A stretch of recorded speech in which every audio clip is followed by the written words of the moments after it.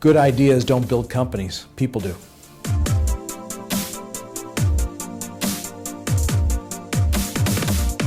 Hi, Peter Illman here for IMTS TV. We're here at the Global Forecasting and Marketing Conference in Cleveland, Ohio, and I'm joined by Andrew Berlin, who just came off a spectacular presentation for our audience. And Andrew is smiling these days, and you'll notice that little lapel pin that he's got right there, because we're not only with the chairman and CEO of Berlin Packaging, but we're with a co-owner of the Chicago Cubs.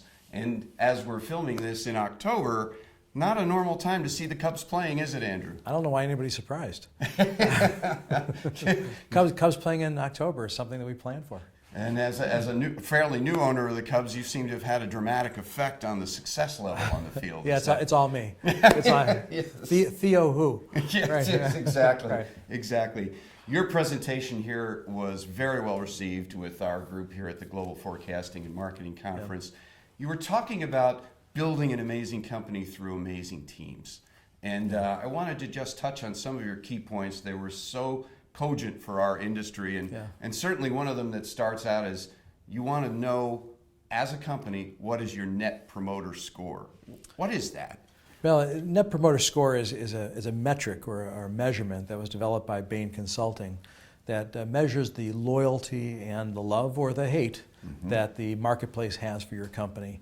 And the reason for that is that the score, the algorithm they use, so closely mirrors. There's such a strong correlation to the score and EBITDA, net earnings, and the sustainability of those earnings. No question. And it all starts with having the right people. Yeah. Your talk began with a really striking example of the hiring process, including what I thought was terrific, the idea of an iceberg. You're really trying to get what's below the surface when you're hiring, aren't you? Yeah, it's funny. I first came into this company in 1988, and the first thing you do is that, gosh, what are all the things we need to do to, correct all the mistakes and to do all the things we need to do to crush the competition. So you end up having this really, really long list of what I thought were really good ideas. But the problem our company had, and I think a lot of companies have, is that having a list of good ideas doesn't necessarily translate to a better company. No. There has to be a group of people that are going to lift those ideas off the paper and execute those ideas well, which drives income. I mean, it's so simple, I know, and it's almost pedantic to say it that way. But at the end of the day, the best companies have been able to figure out how to recruit, how to train, and retain the best employees. Yeah. If there's probably one thing that's been evident in our two-day conference here with a lot of the speakers, it's things are a lot simpler than they seem. We started this conference with a demographer, and part of his presentation is you really ought to know how many people can buy your product. It's that simple. And in your case, you're breaking it down into, it's pretty easy to understand that if you have good employees, you're going to have good results. Yeah, absolutely. And I agree. Having that data is so important. We think about it, even how many people are going to buy our product. We make plastic bottles and glass bottles and jars for a dozen different industries, from food to chemical to pharmaceutical to beverage to wine. But our addressable market is about $35 billion, and our company is only $1.8 billion. So that gives us a lot of confidence and joy, knowing there's a lot of growth to be had. Yes, I thought there was an intriguing kind of company goal that you put out as what do we do for our customers? Yeah. And you simplified it into two words, greater and faster. And what does that mean, and how do you imbibe that into your culture? Yeah, so yes, it's a why we exist. We believe we exist to help our customers be greater, faster. Now, every customer defines that differently. So the two words in and of themselves, you can't stop there. Yeah. You have to ask a customer, a leader, a founder, a CEO, or someone who is leading the charge in the supply chain of where you're selling your product, to ask her or him, how do you define greater, faster, and get to the heart of how they see ultimate success. It can't just be a lower price.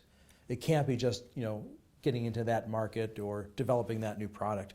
Everything is done with an end in sight, and the end in sight ultimately has to be something greater than just the product or just the service. And understanding how that customer or prospect defines greater, faster now you have a more noble cause to shoot for.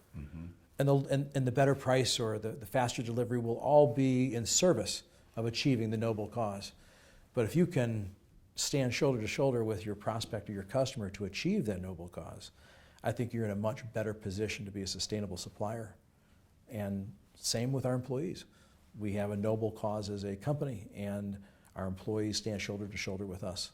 And understanding how our employees, in a larger demographic, or majority of the demographic, how they define it, then we connect with them emotionally that way. And we find that works. And some of that comes through leadership. And one of the striking comments you made was that people in organizations leave leaders, they don't leave companies. Yeah. In most cases. There are a few outliers. Sure, but sure. I think that's the case, yeah. Yeah, yeah. Leadership is a key. It's another thing that we heard a lot over the last several days, that charting your course, making your direction, it's very important that everyone in your organization is bought into that. Absolutely. I remember years ago hearing about a speech that Galvin had made to Motorola when they had first decided to move into the cellular phone market from walkie-talkies and all the other electronics that Motorola was making at the time, and moving into the flip phone. Remember the StarTAC fan? Yeah. Yes. That was going to be a big move for them. Yeah. But a lot of folks weren't on board. He said, "Listen, folks, I've tried to explain it to you. I've tried to show you the data why we should do this. And by the way, it was fabulously successful at the time." He says, "But a lot of you aren't with me. So let me just put it to you this way: we're on a military march. Okay? If you're sick and wounded, I'm going to carry you along until you get better. That means if you don't understand the strategy now, but you're getting there, I'll give you some time." But he says, "But for the stragglers, you'll be shot." That's pretty succinct. That's about as dramatic as that. We won't be doing any shooting today. No. Except video shooting. Metaphoric. But yes. It's metaphoric. Yes. But Andrew, thanks a million. It was a great presentation. There's much more information about Greater, Faster, information about your company, and andrewberlin.com. We're going to put it up on the screen for everybody to enjoy and see an interesting perspective about amazing teams and amazing leadership. Andrew, thank you very much. It was a real pleasure. And let's say it together. Go Cubs. Go Cubs.